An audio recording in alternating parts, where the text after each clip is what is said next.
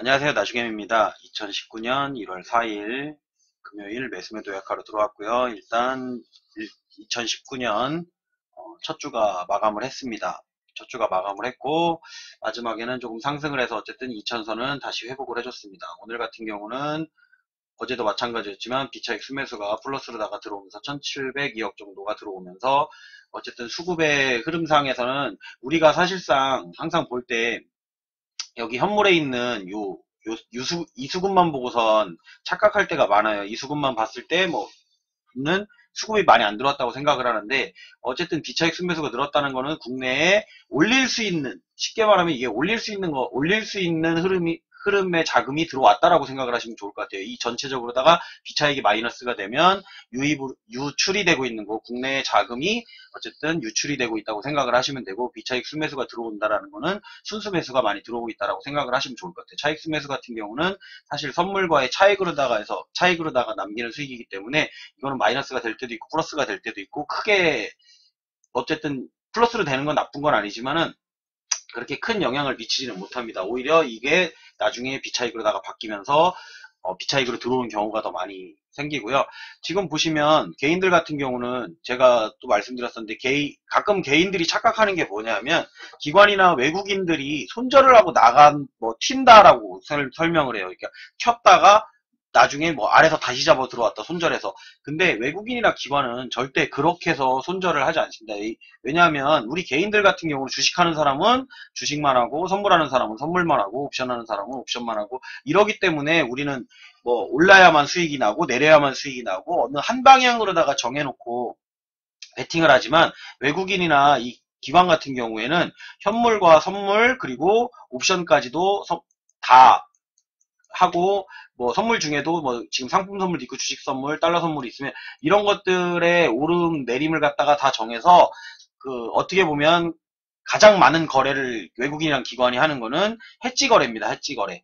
그러니까 한쪽에서 손실이 나더라도 한쪽에서 더 큰 수익을 나서 주가가 내려도 수익을 날 수 있게 하고, 주가가 올라도 수익이 날 수 있게 하고, 물론 그렇게 수익이 항상 나다가 가끔씩 개인이 딸 때가 있는 겁니다. 여러분들이 생각할 때는 요번에는 개인이 땄고 외국인이나 기관이 잃었다 이렇게 생각을 하시는데, 그렇게 생각하시는 건 착각이고요. 외국인이나 기관 같은 경우는 대부분 해지 거래, 큰 돈을 움직이기 때문에 해지 거래를 통해서 나오는 그 차익에서 수익이 많이 발생을 하고, 비차익을 갖다가 많이 들어온다고 하더라도 선물 매도를 하면서 현물 매수를 하고 이런 식으로 해서 주가를 갖다가 어느 정도 흐름을 잡아가는 주체가 외국인이랑 기관이라고 생각하시면 좋을 것 같습니다. 그렇기 때문에 외국인이랑 기관이 어제 외국인이 오늘 매도를 했으니까 손실 보고 팔았다 이렇게 생각하시는 분들이 가끔 있는데, 그거는 어쨌든 착각이라고 생각을 하시면 좋을 것 같아요.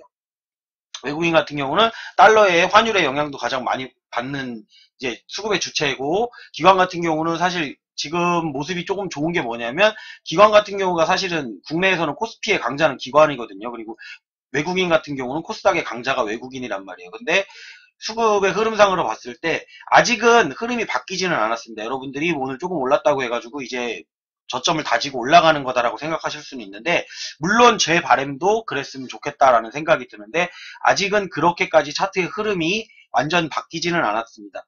어쨌든 최근 수급의 흐름이 상당히 좋은 편이고, 우리 장 마감할 때보다 지금 S&P 선물이랑 나스닥 같은 경우도 많이는 아니지만 조금 더 올라와 있는 상황이고, 야간 선물 같은 경우도 현재는 지금 플러스인 상태입니다. 한번 조회를 해볼까요? 네, 조금 내리긴 했어도 이제 플러스인 상태고, 그리고 또 여러분들이 생각하는 것 중에 하나가 뭐냐면은, 국내 이제 외국 지수가 어제 많이 빠졌었죠. 그런다고 해서 국내가 많이 빠질 거다라고 또 생각을 하신 분들이 있었을 거예요. 사실 저 같은 경우는 금요일 대부분 우량주나 수급주를 가지고 있는 사람들의 특징이 뭐냐면, 금요일 날 오히려 매도를 안 합니다. 왜냐하면 금요일 날 같은 경우에는 개인이 많이 던지는 거지. 그러니까 개인들이 많이 산 종목, 급등주들이 많이 올라갔다가 꼬리 달고 내려오는 경우가 많은 거지, 수급주들이나 외국인 기관이 매수하는 종목들 같은 경우는 오히려 금요일 날 더 많이 오르는 경우가 많고, 던지더라도 주말에 어떤 일이 일어났다 그러면은 월요일 날 시작하면서부터 던진다던가, 외국인이나 기관은 그런 방식을 쓰고요. 금요일 날은 지금 보면은 매주 그러지만 항상 개인들이 마지막 부분에 가면 더 많이 던지기 때문에 외국인이나 기관에게는 더 싼 가격에 매수를 할 수 있는 어떻게 보면 기회가 되는 겁니다. 그래서 저 같은 경우는 오히려 금요일 날 같은 경우에도 뭐 특별히 다른 날과 다르게 이렇게 느껴진 적은 없었어요. 오히려 급등주 들어갔던 거는 빨리 팔아야지 정도 생각을 하시면 좋을 것 같습니다. 금요일 날은 그 매주 아마 보시면 아실 거예요. 그리고 다음 주 같은 경우는 이제 옵션 만기일이 있기 때문에 일단은 변동성이 어느 정도는 나올 가능성이 있다라는 것만 알고 계시고, 생각보다는 변동성이 크게 나올 거라는 생각은 안 들고 있습니다. 일단은 그렇게 안 들고는 있는데, 하지만 옵션 만기일이라는 그 하나의 어떻게 보면 이슈만으로도 금방 한 달이 지나요. 그러니까 이 옵션 만기일이 매달 있다 보니까 금방 지나고, 미국 같은 경우는 셋째 주 금요일이 옵션 만기일입니다. 그러니까 그거를 생각을 하셔서 여러분들이 매수를 하실 땐 주의하시면 좋을 것 같아요. 요즘, 그리고 최근에는 미국 지수하고 국내 지수하고 조금 커플링 현상보다는 약간 디커플링 현상이 나타나고 있기 때문에 외국장을 보는 것보다는, 외국장은 어쨌든 전체적인 흐름은 따라가요. 그러니까 우리가 뭐 잠깐 디커플링을 할 수도 있어요. 그러니까 미증시를 따라가는 데 대해서 디커플링이, 오늘 같은 날은 어떻게 보면 디커플링이 나온 날이죠. 우리가 먼저 가고 미국이 따라오는 방식이기도 하고, 미국은 빠졌는데 국내 증시는 올라오고, 그럼 또 미국이 올라가면 또 우리나라는 빠지고, 이렇게 디커플링 현상이 나타나는 것들이, 미국은 너무 많이 그동안 올라있고 거품이 찼다 보니까 조금 빠지는 것도 있고, 그리고 미국은 저점 찍고 더 많이 내려가긴 했지만 찍고 반등을 해서 지금 어떻게 보면 오늘이 약간 눌림목 자리 같은 자리였어요. 그러다 보니까 올라가더라도 이제 미국하고 똑같이 국내 증시가 움직일 수는 없습니다. 그렇기 때문에 우리 증시 볼 때는 항상 아침에 일어나시면 미증시 올랐다 내렸다 보다는 우리 야간 증시가 많이 움직였나, 그거에 따라 갭이 생기니까 야간 증시를 보고 갭을 생각하시면 되고, 장 시작하기 전에 S&P 선물이랑 나스닥 이걸 보시면은 요게 이제 미국이 마감을 하고 나서 다시 초기화가 되죠. 초기화가 돼서 플러스 마이너스가 이제 나오는데, 요게 마이너스로 좀 많이 가 있다. 그러면 국내가 플러스라고 하더라도 그거보다는 살짝 조정을 받아서 시작을 한다라고 생각하시면 좋을 것 같아요. 반대로 오늘 같은 날 지금 야간 지수가 플러스로다가 우리가 마감을 했어요. 근데 미증시가 올랐어요. 근데 미증시가 올랐다고 해서 우리나라가 오르는 거 아니에요. 우리는 야간 지수가 그냥 시가를 결정하는 데 사용되는 거고, 우리가 시가를 시작할 때쯤에 S&P 선물이나 나스닥, 물론 이거는 지금 미니로 돼 있기 때문에 뭐 나스닥 지수를 갖다가 이제 다른 데서 확인하셔도 되는데, 비슷하기 때문에 제가 그냥 이걸로 설명드리는 겁니다.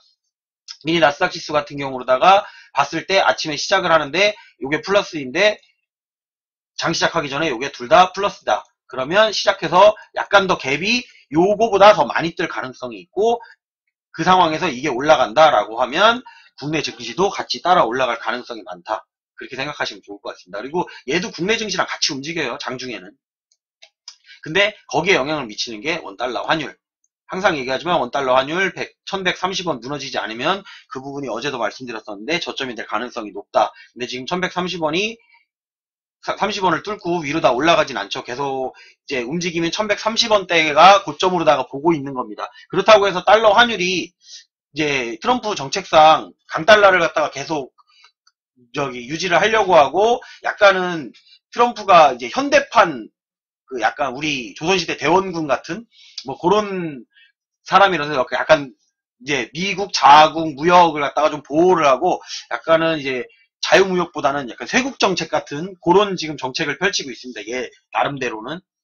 그러다 보니까 달러는 어느 정도 유지가 될 것 같고, 그러다 보니까 이제 달러도 사실은 기축통화로서 이게 약간 안전자산의 개념으로 다 가는 거기 때문에, 안전자산의 선호도가 여전히 높은 금도 계속 올라가기 전에 제가 금포트 같은 경우는 조금 담아두셔도 좋을 것 같다라고 말씀드렸던 게, 뭐 지수가 조금 더 올라간다고 해도 금이 어느 정도 자리 잡기 전까지는 금은 한 번 정도 급등을 할 수 있는 가능성이 지금 충분히 남아 있다라고 생각을 해서, 저도 오늘 같은 경우는 금 관련된 종목을 조금 샀습니다.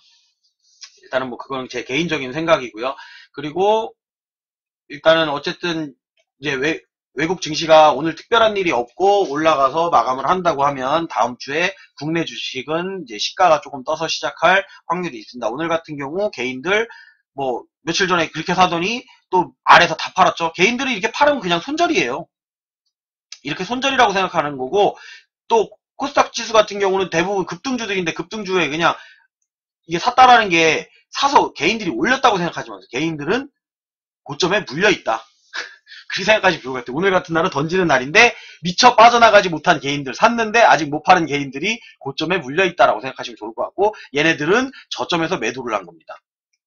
결국에 기관이랑 외국인들이 수익이 나고 개인들 같은 경우는 수익이 나는 경우는 많지 않습니다. 그래서 그나마 수익이 나려고 그러면 어느 정도 길게 가져가고 아니면은 정말 짧게 빠지려면 정말 실력 있게 짧게 빠지시면은 수익이 날 수는 있습니다. 하지만 수수료 많이 내버리다 보면 나중에 보시면 큰 돈이 되지는 않을 겁니다.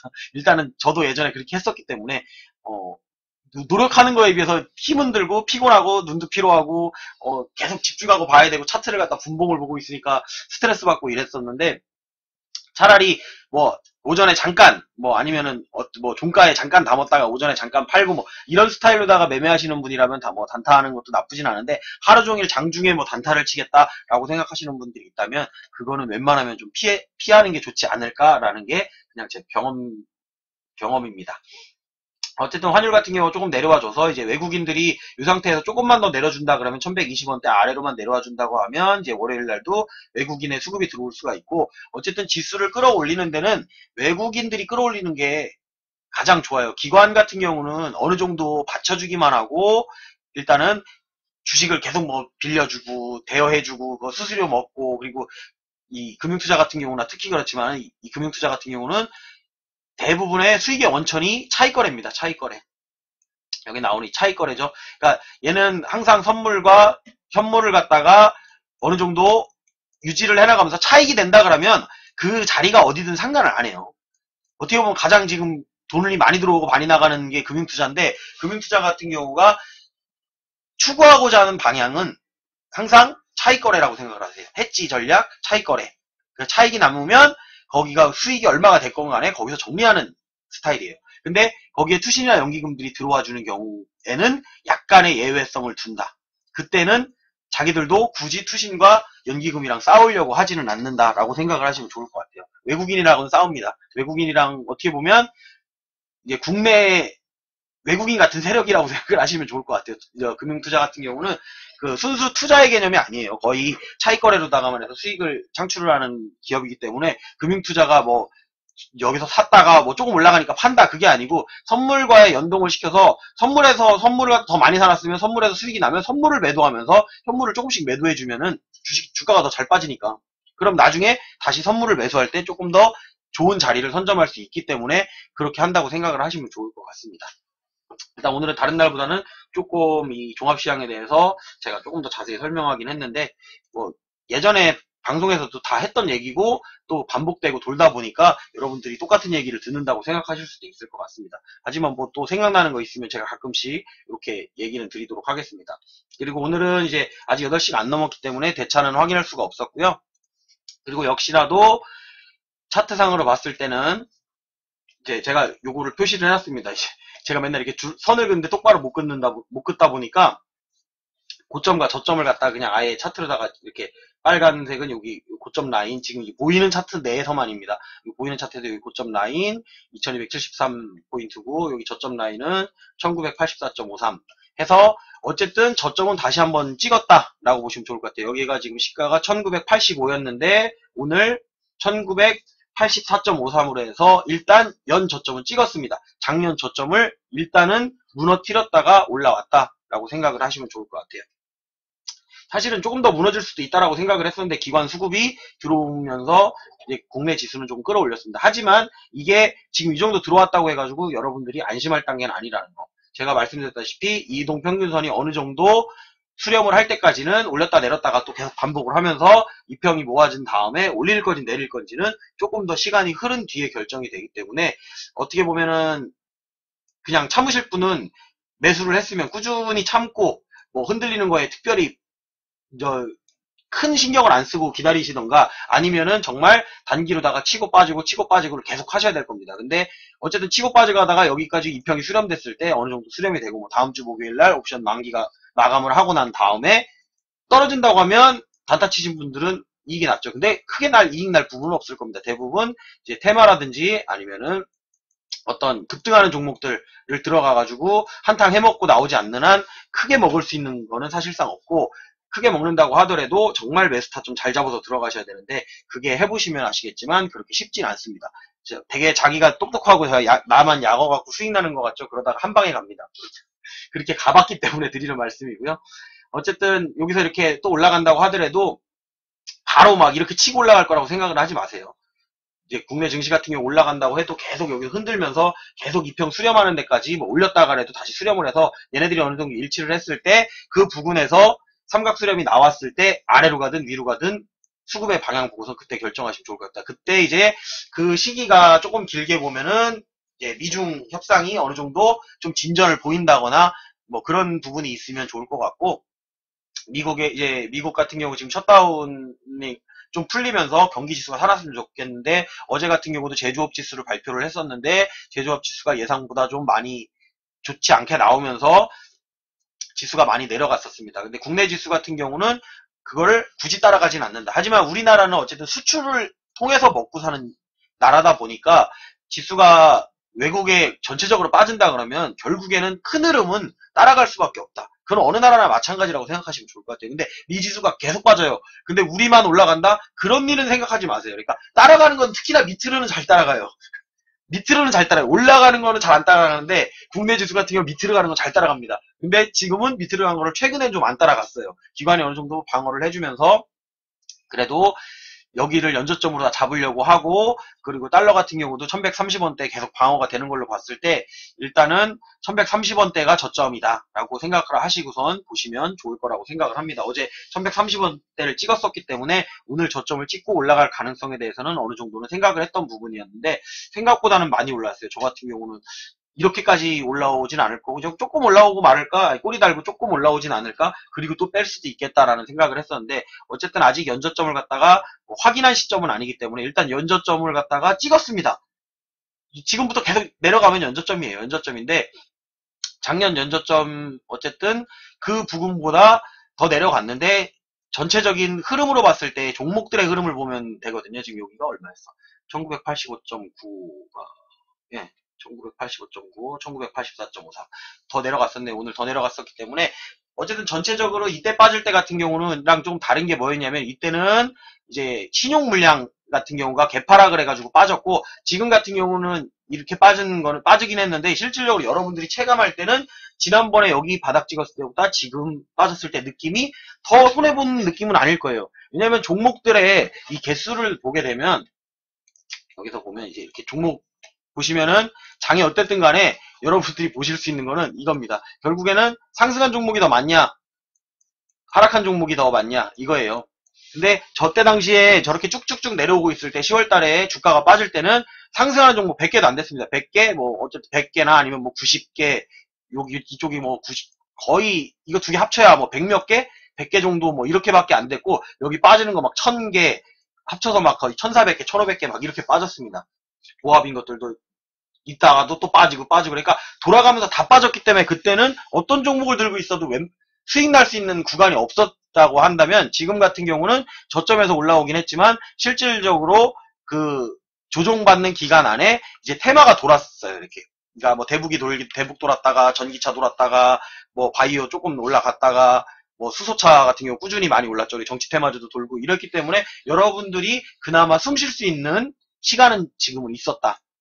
근데 이게 어떻게 마감이 되냐면, 그러니까 경험으로 말씀을 드린다고 하면 이렇게 계속 돌려요. 정신 못 차리게 돌려요. 계속 돌려요. 막 일로 갔다 테마가 절로 갔다가 정신 못 차리게 돌리는데, 나중에 보면 우량주에다가 다 얘네들이 몰아놨던 종목들 대차 상환하면서 끌어올릴 때 보면은 그렇게 급등했던 종목들은 그때부터는 내려오기만 한다 라는 걸 알고 계시면 돼요. 그래서 제가 고점에 있는 종목들은 웬만하면 그래도 더 올라가더라도 욕심을 많이 내지 말고 그 위에서 잡지는 말고, 그 위에서는 어느 정도 정리를 하고 약간 위에 있는 종목들을 아래로 다 옮겨주는 작업을 하면 어떨까라고 제가 그냥 개인적으로다가 생각을 하고 권해드리는 겁니다.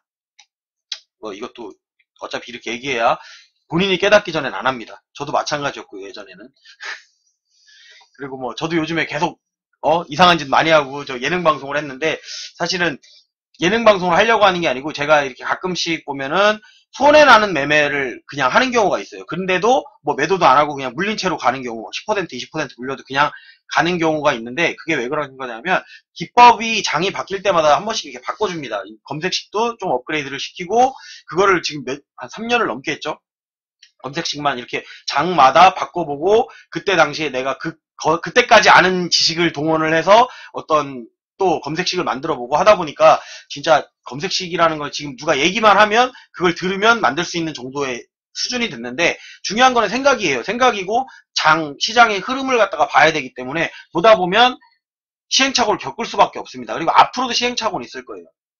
그래서 제가 찾고자 하는 건 그거예요. 장이 오르던 내리던 내가 수익 날 수 있는 방법은 어떤 장에서든 찾아내야지. 그러다 보니까 새로운 장이 또 오면 새로운 장을 겪다 보면 거기서 손해가 나더라도 그거를 제가 돈이 들어도 투자를 하겠다라는 거죠.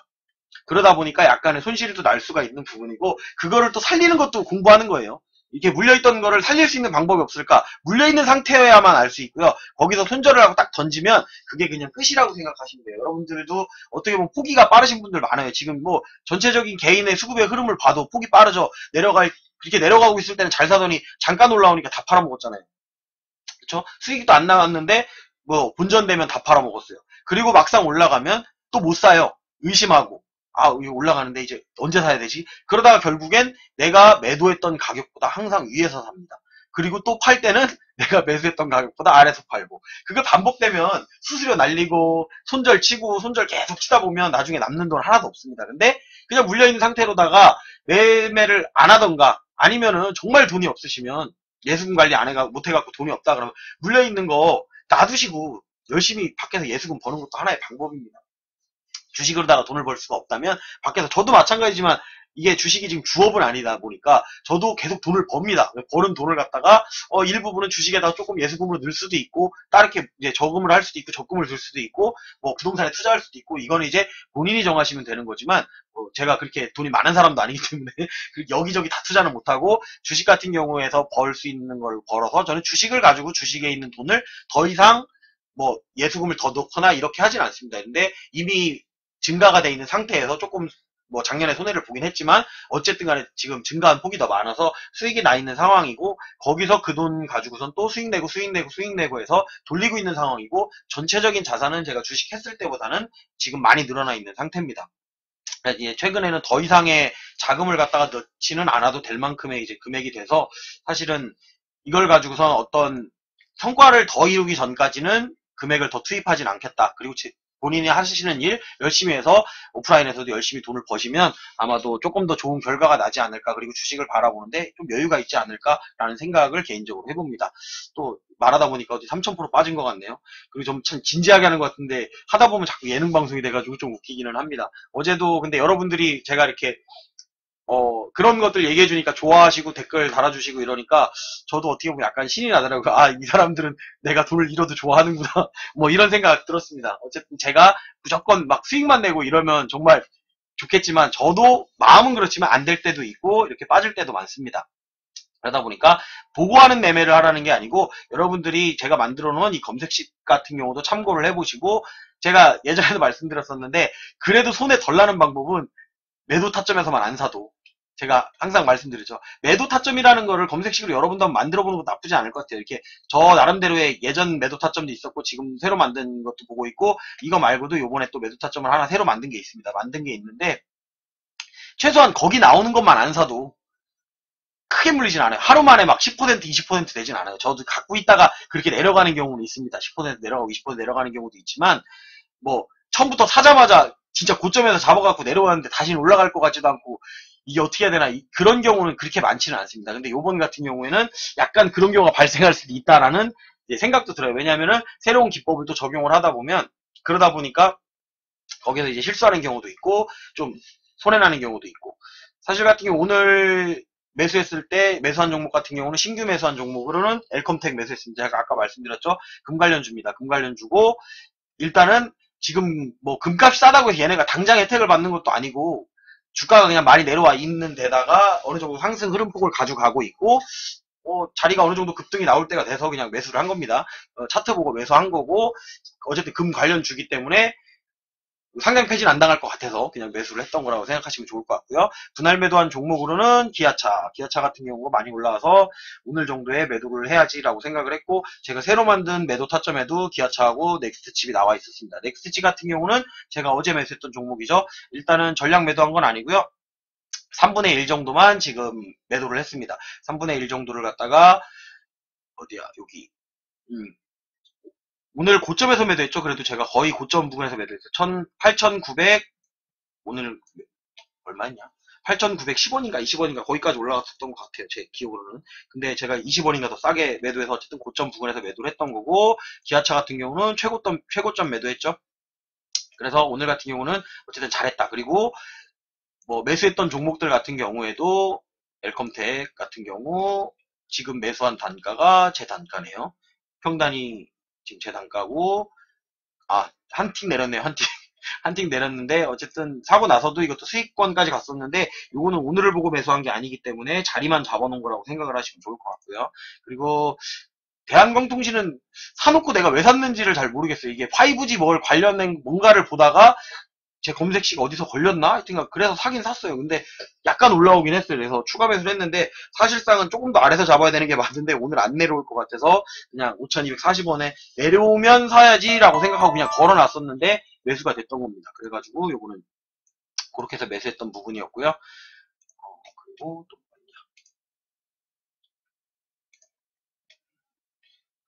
그리고 제가 오늘은 여기 노란색 자막에 지나가는 거 보면 오늘 날짜 1월 4일 날 기준으로는 관심 종목 없습니다. 오늘 관심 종목 없었고, 사실 어제 제약 바이오가 좀 올라가는 걸 보고선, 이게 좀 가긴 가겠는데, 라고 생각을 했었고, 제가 지금 뭐 테스트하고 있는 게 있어서, 그거는 제가 말씀을 안 드리고, 그냥 저 혼자서 지금 계속 테스트만 해보고 있는 중입니다. 그리고 지금 테스트하는 것 중에 월 종목을 하나 선택을 해갖고, 월 종목 한두 개, 뭐 몇 개 정도밖에 안 나오거든요. 선택을 해갖고 들어간 게 있는데, 그게 뭐였냐면은, 이거였죠. 휠라코리아. 휠라코리아 같은 경우는 요거 이달의 종목이라고 했었는데 손절해야 되는데 이거 지금 어디서 손절해야 되나 지금 그거 고민하고 있습니다. 휠라코리아 같은 경우는 지금 마이너스 6.51% 손실 나고 있어서 올 종목 같은 경우는 지금 제가 선택을 잘못한 것 같아요. 이거 테마랑 이런 거랑도 같이 엮여야 되는데 그런 게 엮이지는 않아서 조금 더 지켜봐야 될 것 같긴 한데 손절을 해야 되나 지금 그냥 가지고 가면서 봐야 되나라고 하는데 자리 자체가 이게 월봉상으로 아마 보시면 알겠지만 낮은 라인은 아니기 때문에 사실상 요거는 많이 내려가기 시작하면 조금 손해가 많이 날 것 같아서 적당한 시점이 되면 아마 정리하지 않을까라는 생각이 들고 있습니다. 그리고 넥스트칩 같은 경우 아까 저 매도했던 라인이 제가 5.5% 정도 해서 일단은 수익 실현을 일부 해놨다라고 생각하시면 좋을 것 같고 오늘은 제가 대차까지 확인을 해야 되는데 이제 여러분들이 제 방송을 보신 분이라면 대차 같은 거 확인하는 거는 이제 하실 수 있을 거라고 생각을 하고 오늘 방송은 여기서 마무리하도록 하겠습니다. 유튜브를 시청하시는 분들은 좋아요, 구독, 알림 설정 해주시고요. 주말에는 제가 검색식 영상으로 또 여러분들 찾아뵙도록 하겠습니다.